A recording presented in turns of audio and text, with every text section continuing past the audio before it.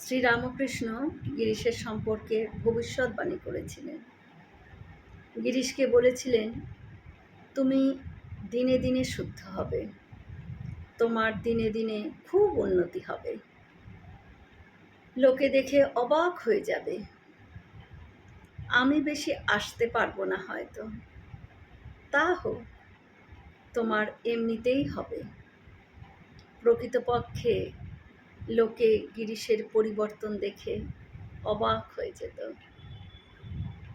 জীবনের শেষের দিকে গিরিশ বলেছিলেন, ঠাকুরকে মানা, ঠাকুরকে ভালোবাসা, ঠাকুরের পূজা করা এ কঠিন কাজ নয়, তবে তাকে ভোলাই মহা কঠিন কাজ।